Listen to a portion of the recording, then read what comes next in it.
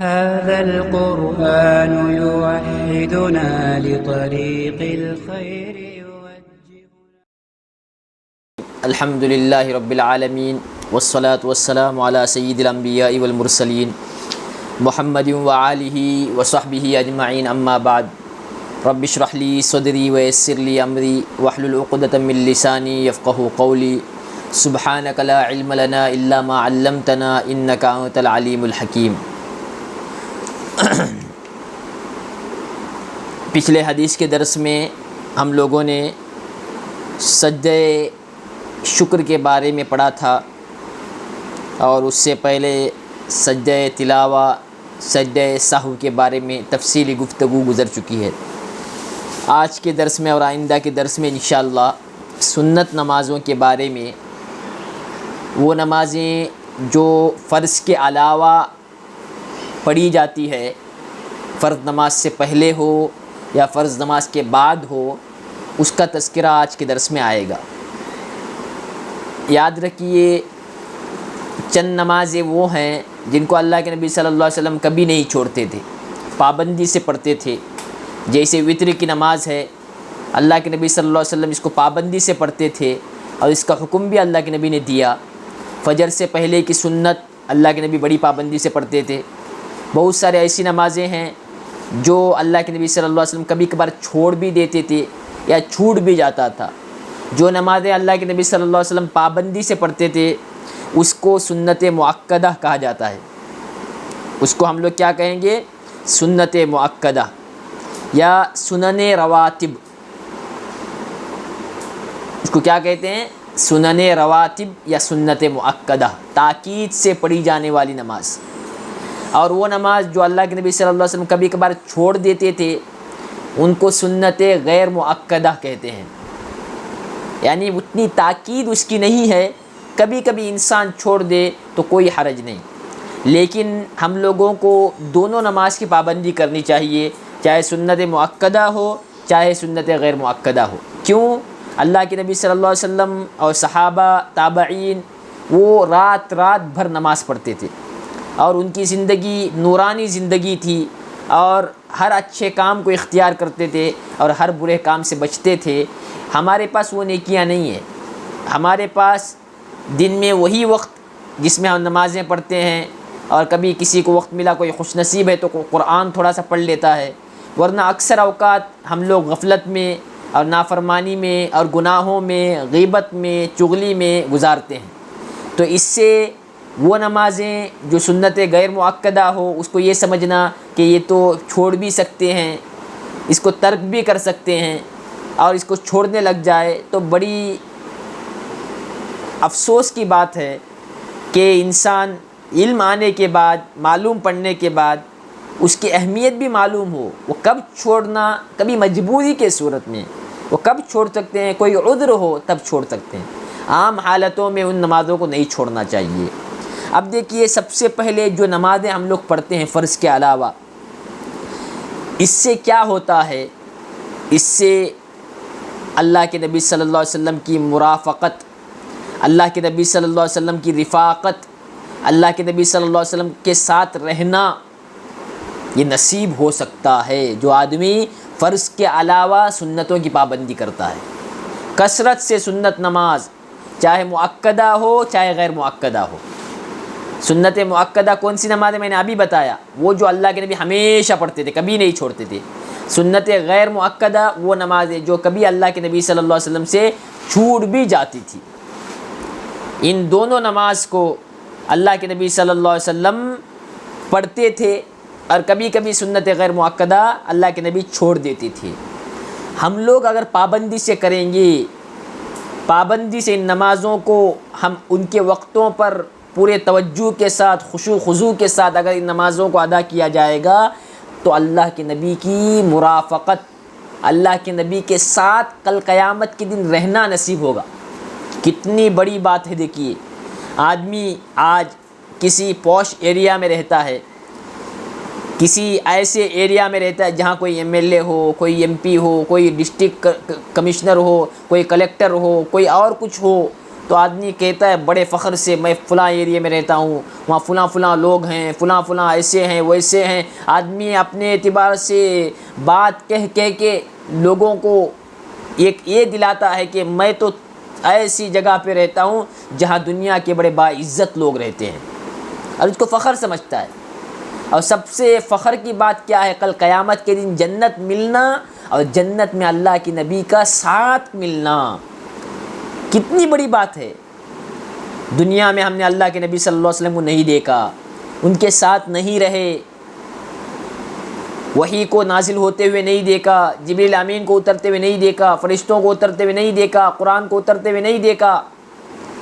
لیکن ایک اور آپ کو موقع ہے، جنت میں جائیں، جنت میں بھی اللہ کے نبی کا ساتھ نصیب ہو سکتا ہے.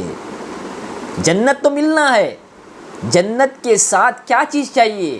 جنت کے ساتھ وہ خوش نصیب ہستی بھی ملے جس کے لیے جنت بنائی گئی، جو دنیا میں سب سے افضل ترین مخلوق ہے اللہ کے نزدیک. وہ کون ہے؟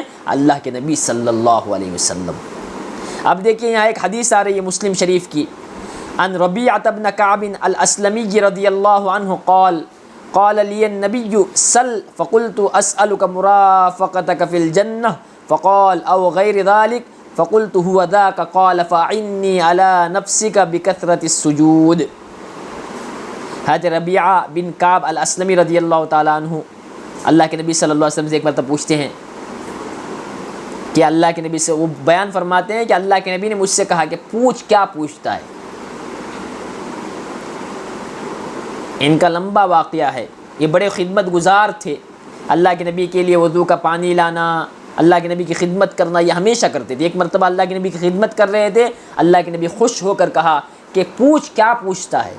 میں تمہارے لیے کیا دعا دوں، میں تمہارے لیے اللہ سے کیا مانگوں، پوچھو کیا چاہیے تمہیں. اس لیے بڑے لوگوں کی خدمت کرنا، اپنے ماں باپ کی خدمت کرنا، اپنے اساتذہ کی خدمت کرنا، اپنے جو بھی آپ کو علم دیتے ہیں، جو بھی آپ کو دنیاوی اعتبار سے دینی اعتبار سے سیدھے راستے پر لاتے ہیں، جو بھی آپ کی پرورش کرتے ہیں، جو بھی آپ کے بڑے ہیں، ان کی خدمت کرنا، ان کی دعائیں لینا. دیکھیے یہ بڑے خدمت گزار تھے، خادم تھے. ایک مرتبہ اللہ کے نبی خوش ہو کر کہتے ہیں سل، پوچھ کیا چاہیے، میں تمہارے لیے دعا کروں گا، پوچھ کیا چاہیے. صحابی بھی بڑے چالاک تھے، ہماری طرح دنیا کے طلبگار نہیں تھے، بلکہ آخرت مل جائے. یہ دنیا دیکھتے ہی ختم ہو جائے گی، اگلے پل کی کوئی گارنٹی نہیں ہے، کل کی کوئی گارنٹی نہیں ہے. لیکن وہ بڑے عقل مند تھے، بڑے چالاک تھے. تو انہوں نے کیا کہا؟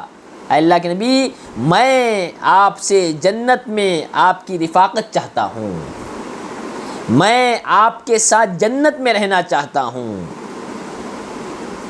اللہ کے نبی صلی اللہ علیہ وسلم نے ارشاد فرمایا او غیر ذالک، اس کے علاوہ اور کچھ چاہیے؟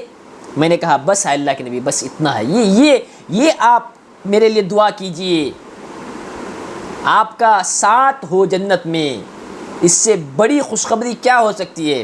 اللہ کے نبی صلی اللہ علیہ وسلم نے کہا ٹھیک ہے، لیکن اس کے لیے تم کثرت سے سجدہ کیا کرو.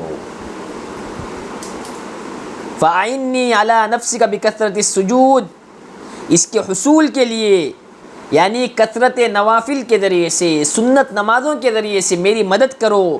یعنی تم کثرت سے سنت نماز پڑھو گے تو میں کل قیامت کے دن تمہارے لیے سفارش کروں گا اور تم میرے ساتھ رہ پاؤ گے. جہاں میں رہوں گا وہاں تمہارا ٹھکانہ ہوگا.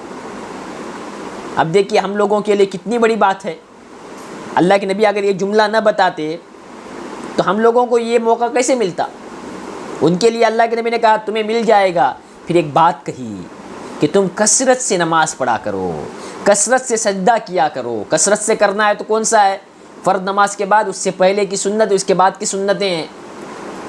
یہ پہلے اس پر ہم لوگوں کو آنا ہے. صرف فرض پڑھ کے اٹھ جانا، سنتوں کو ترک کر دینا. سنت ہی تو ہے، لوگ کیا کہتے ہیں سنت ہے، کیا ہے؟ 50 لاکھ کی گاڑی، کروڑوں کی جو گاڑیاں ہوتی ہے اس میں 10-20 روپے کا اگر ہوا نہ ہو تو گاڑی آگے نہیں بڑھ سکتا ہے. بڑھ سکتا ہے آگے؟ نہیں بڑھ سکتا ہے۔ اس کی ہوا کی کیا حیثیت ہے؟ لاکھوں کی گاڑی کے قیمت کے سامنے ہوا کی کیا حیثیت ہے؟ لیکن وہ جو 10 روپے میں ملنے والی ہوا، وہ مفت میں ملنے والی ہوا، اس کے بغیر آپ کی لاکھوں کی گاڑی آگے نہیں بڑھ سکتی۔ آپ سنت چھوڑ کے یہ سمجھتے ہیں کہ آپ کی گاڑی جنت تک جائے گی، آپ لوگ جنت تک پہنچ جائیں گے۔ نہیں، سنت کو اتنا ہلکا نہ سمجھیے، بلکہ اس کی پابندی کرنا، بڑے پابندی کے ساتھ، اہتمام کے ساتھ، توجہ کے ساتھ سنت نمازوں کو پڑھنا۔ سب سے بڑی فضیلت کیا ہے؟ اللہ کے نبی نے بیان فرمایا، میری مدد کرو تم کثرت سے سجدہ کر کے۔ تو اس لیے یہ جو فضیلت ہے، یہ جو خوشخبری ہے، اس کو جانتے ہوئے سنت نمازوں کی پابندی کرنا۔ اب دیکھیے، فرض نماز تو الحمدللہ اکثر لوگ پڑھتے ہیں، پابندی کرتے ہیں، اس کے ساتھ ہم لوگوں کو کون سی نماز خاص کر کے پڑھنی چاہیے؟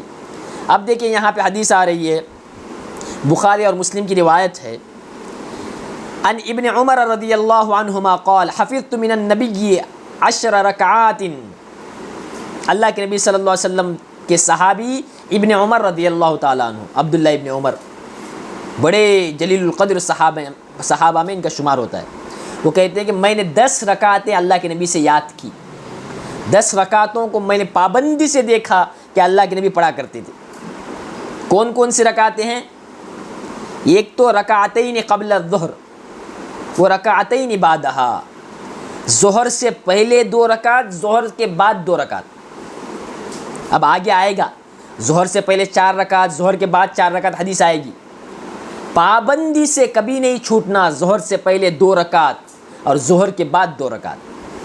وَرَكَعَتَيْنِ بَعْدَ الْمَغْرِبِ فِي بَيْتِهِ، اور مغرب کے بعد 2 رکعت گھر میں پڑھنا۔ یہ میں نے اللہ کے نبی کو دیکھا ہے، مجھے یاد ہو گیا ہے۔ اچھی طرح سمجھیے، ظہر سے پہلے 2 رکعت، ظہر کے بعد 2 رکعت، کتنے ہوئے؟ 4 رکعت۔ اور اسی طرح سے وَرَكَعَتَيْنِ بَعْدَ الْمَغْرِبِ فِي بَيْتِهِ، اور 2 رکعت مغرب کے بعد اللہ کے نبی پڑھا کرتے تھے۔ یہ سنت مؤکدہ ہے، یاد رکھو، اس کو پڑھنا ہی ہے، اس کو چھوڑ نہیں سکتے۔ اللہ کے نبی پابندی سے پڑھتے تھے۔ آگے 4 رکعت آئے گی، ظہر سے پہلے 4 رکعت، ظہر کے بعد 4 رکعت، عصر سے پہلے سنتیں، وہ سب آئے گی، لیکن یہ کبھی نہیں چھوڑنا۔ ایمرجنسی کے حالت میں بھی کوئی پریشانی ہو تو سنتوں کی پابندی کرنا جو اللہ کے نبی ہمیشہ پڑھا کرتے تھے۔ وہ کون کون سی سنتیں ہیں؟ ظہر سے پہلے 2 رکعت، ظہر کے بعد 2 رکعت، اسی طرح سے مغرب کے بعد 2 رکعت پڑھنا گھر میں۔ عورتیں تو گھر میں ہی پڑھتی ہیں، مرد اس زمانے میں مسجد میں فرض پڑھتے تھے، گھر میں آ کے پڑھتے تھے۔ آج کل گھر میں آنے کے بعد کہاں خیال رہتا ہے، اس لیے مسجد ہی میں پڑھتے ہیں۔ اتنا اگر ایمان ہو کہ گھر میں آنے کے بعد بھی نماز پڑھنے کی طاقت ہو تو گھر میں آ کے پڑھنا چاہیے سنت۔ 6 رکعت ہو گیا، ظہر سے پہلے 2 رکعت، ظہر کے بعد 2 رکعت، مغرب کے بعد 2 رکعت، ٹوٹل 6 رکعت ہو گیا۔ وَرَكَعَتَيْنِ بَعْدَ الْعِشَاءِ، اور عشاء کے بعد 2 رکعت، 8 رکعت ہو گیا۔ اور وَرَكَعَتَيْنِ قَبْلَ الصُّبْحِ، اور فجر سے پہلے 2 رکعت، 10 رکعت۔ یہ 10 رکعتیں اللہ کے نبی ہمیشہ پڑھا کرتے تھے۔ یہ 10 رکعتیں کبھی نہیں چھوٹنا۔ اس کو سنت مؤکدہ کہتے ہیں، اس کو سنن رواتب کہتے ہیں۔ اس کو میں نے شروع میں بتا دیا۔ اللہ کے نبی جو نماز پڑھتے تھے اس کو علماء نے 2 طرح سے تقسیم کیا ہے۔ کیوں؟ ایک تو اللہ کے نبی پابندی سے پڑھتے تھے، جسے سنت مؤکدہ کہتے ہیں، سنن رواتب کہتے ہیں۔ دوسرا سنت غیر مؤکدہ، جو اللہ کے نبی کبھی کبھی چھوڑ دیتے تھے، کبھی اللہ کے نبی سے چھوٹ جاتا تھا، لیکن یہ 10 رکعتیں آپ سے کبھی نہ چھوٹے۔ کتنے گھر میں مہمان آ جائے، کوئی بھی مشکل حالت ہو، کہیں پہ بھی آپ کو جانا ہو، تو ان رکعتوں کو پابندی سے پڑھنا۔ وہ کون کون سی ہے؟ دوبارہ میں دہرا رہا ہوں۔ ظہر سے پہلے 2 رکعت، ظہر کے بعد 2 رکعت، مغرب کے بعد 2 رکعت، عشاء کے بعد 2 رکعت، فجر سے پہلے 2 رکعت۔ یہ 5 وقت میں 10 رکعتیں جو پڑھی جاتی ہے، یہ اللہ کے نبی صلی اللہ علیہ وسلم ہمیشہ پڑھا کرتے تھے۔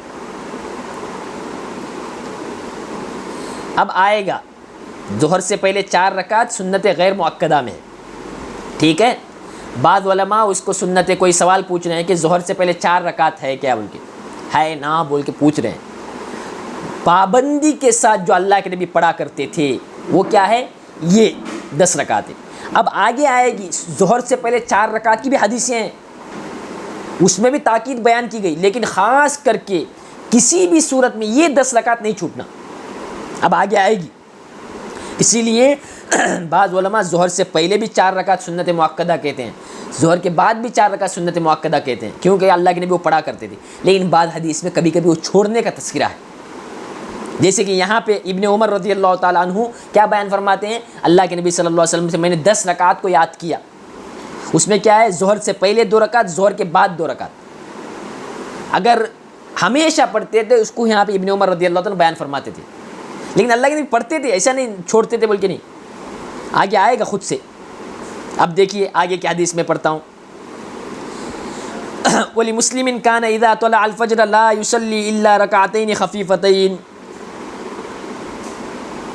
عن عائشة رضی اللہ عنہا ان النبی كان لا يدع 4 قبل الظہر ورکعتین قبل الغداة۔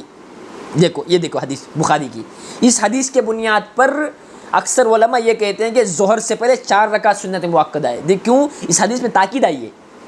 حضرت عائشہ رضی اللہ تعالیٰ عنہ بیان فرماتی ہیں کبھی بھی اللہ کے نبی صلی اللہ علیہ وسلم ظہر سے پہلے 4 رکعت نہیں چھوڑتے تھے، پابندی سے پڑھتے تھے، لیکن پھر بھی اگر ایمرجنسی ہے تو کوئی آدمی ظہر سے پہلے 2 پڑھتا ہے تو اس کی بھی گنجائش ہے۔ آ رہا ہے سمجھ میں کیا بتا رہا ہوں، 2 حدیثیں جوڑ کے میں بتا رہا ہوں۔ ظہر کی 4 رکعت کی فضیلت ہے، حضرت عائشہ رضی اللہ تعالیٰ عنہ بیان فرماتی ہیں کہ اللہ کے نبی نے کبھی بھی ظہر سے پہلے کی 4 رکعت کو اللہ کے نبی نے نہیں چھوڑا، بخاری کی روایت۔ اسی طرح سے فجر سے پہلے 2 رکعت اللہ کے نبی نے کبھی نہیں چھوڑا، تو کیا معلوم پڑا، ظہر سے پہلے 4 رکعت ہے بول کے تاکید ہے۔ لیکن یہ ایک حدیث ایسی ہے کہ اللہ کے نبی صلی اللہ علیہ وسلم کے صحابی، وہ صحابی جو بہت زیادہ سنت کے پابند تھے، وہ بیان فرماتے ہیں کہ میں نے کبھی اللہ کے نبی کو 2 پڑھتے ہوئے دیکھا ہے۔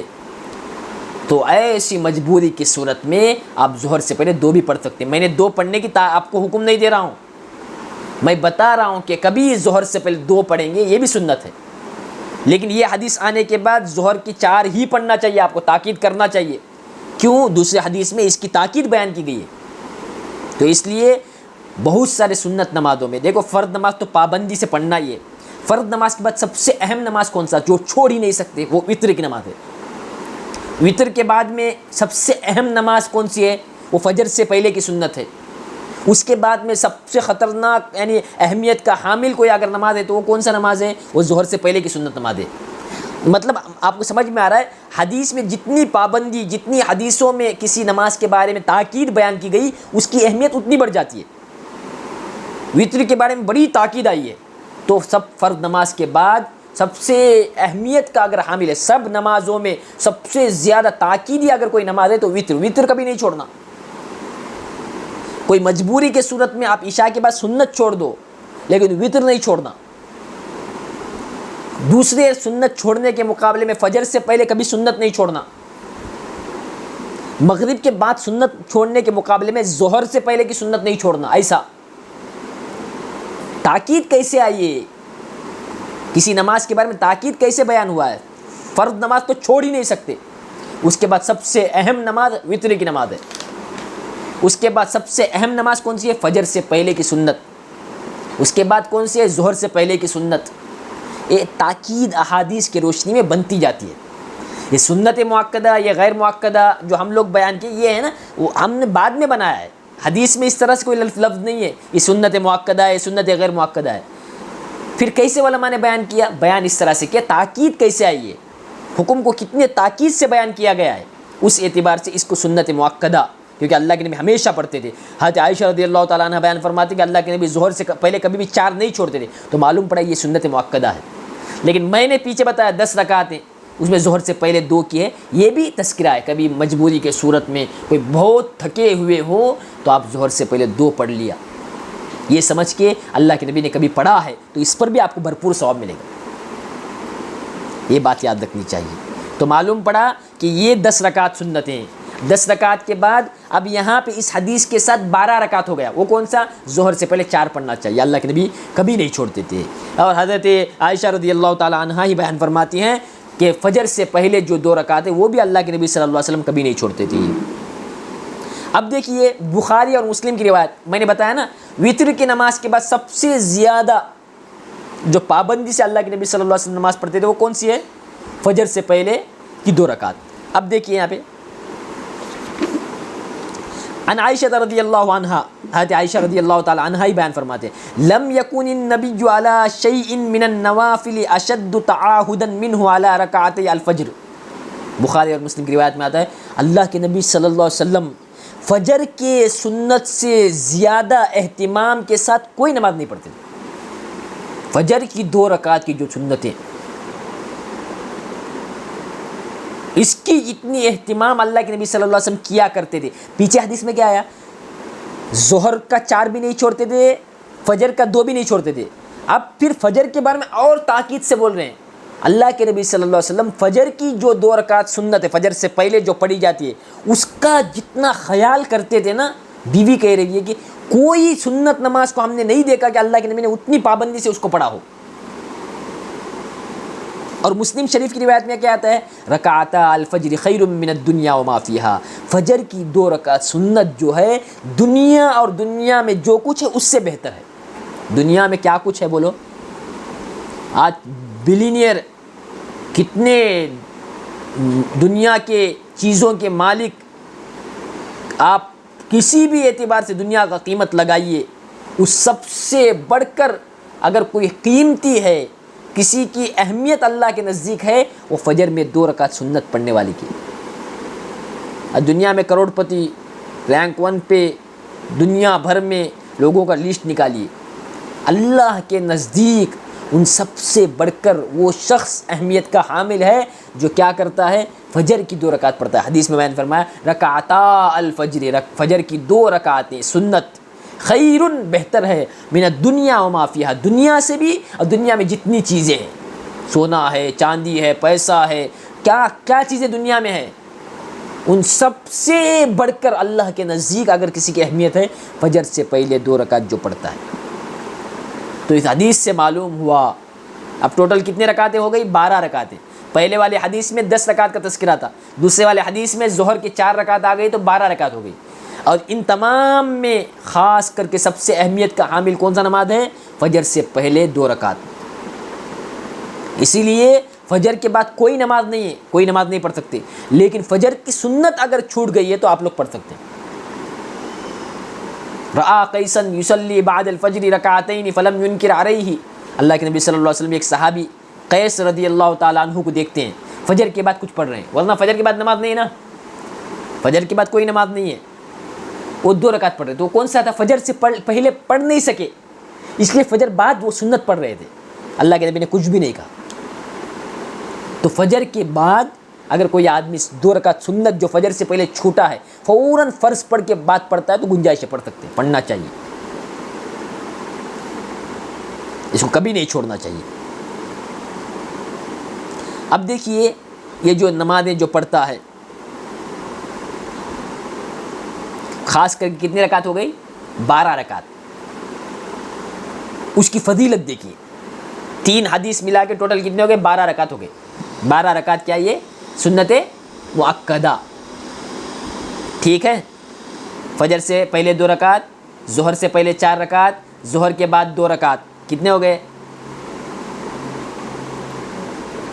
اور مغرب کے بعد 2 رکعت، عشاء کے بعد 2 رکعت، ٹوٹل 12 رکعت ہو گئے۔ اب دیکھیے حدیث مسلم شریف کی روایت میں آتا ہے حضرت ام حبیبہ رضی اللہ تعالی عنہ، اور اسی طرح سے حضرت ام حبیبہ رضی اللہ تعالی عنہ بیان فرماتی ہیں میں نے اللہ کے نبی صلی اللہ علیہ وسلم کو یہ فرماتے ہوئے سنا من صلی 12 رکعتا فی یومہ ولیلتہ بنی لہ بہن بیت فی الجنہ، جو آدمی صبح شام دن رات یعنی پورے دن میں 12 رکعت اگر نماز پڑھتا ہے، کون سی 12 رکعت بھائی؟ یہ وہی 12 رکعت جو میں بار بار بیان کر رہا ہوں، فجر سے پہلے 2، ظہر سے پہلے 4، ظہر کے بعد 2، مغرب کے بعد 2، عشاء کے بعد 2، عصر سے پہلے سنت غیر مؤکدہ، مغرب سے پہلے ہم لوگ پڑھتے ہیں وہ سنت غیر مؤکدہ، عشاء سے پہلے جو پڑھتے ہیں وہ سنت غیر مؤکدہ، یعنی کبھی کبھی اللہ کے نبی صلی اللہ علیہ وسلم وہ چھوڑا بھی کرتے تھے، لیکن یہ 12 جو رکعتیں ہیں جس کے بارے میں اللہ کے نبی صلی اللہ علیہ وسلم نے بیان فرمایا. اللہ کے نبی صلی اللہ علیہ وسلم کی بیوی امہات المؤمنین، ہم سب کی ماں، وہ بیان فرماتی ہیں جو آدمی دن اور رات میں ان 12 رکعت کو پڑھے گا اللہ تعالیٰ اس کے لیے جنت میں گھر بنائیں گے. کس کو جنت نہیں چاہیے؟ آپ یقین کے ساتھ ان 12 رکعت کو آج لکھ لیجئے، مرتے دم تک فرض نماز کے ساتھ یہ 12 رکعت نہیں چھوڑیں گے. کیا اللہ آپ کی دعائیں قبول نہیں کرے گا؟ اللہ نے وعدہ کیا ہے. اللہ کے نبی کی جو بات ہے نا، یہ ایک قرآن کی بات ہے.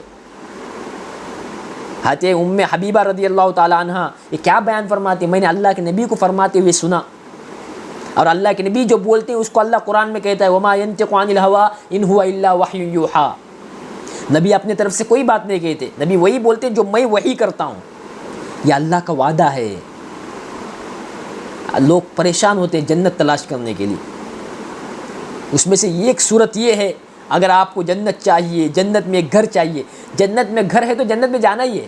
جنت میں کس کا گھر ہوگا بھائی؟ اسی آدمی کا گھر ہوگا جو جنت میں جائے گا. اس کے لیے کیا کرنا پڑے گا؟ 12 رکعت نمازیں کسی بھی صورت میں زندگی میں نہ چھوٹے. 12 رکعت نمازیں کبھی بھی کسی بھی صورت میں کیا نہ ہو، آپ کی نہ چھوٹے. آج سے اپنے آپ سے عہد کیجئے، وعدہ کیجئے کہ اللہ میں نے وعدہ کیا ہے اپنے ذات سے، تو بھی توفیق دے کہ کبھی بھی ایسا نہ ہو کہ میری سنت نمازیں وہ جو مؤکدہ ہے، وہ نمازیں جس کے بارے میں تیرے نبی نے فرمایا اس کے بدلے جنت میں گھر بنا کر دیا جائے گا.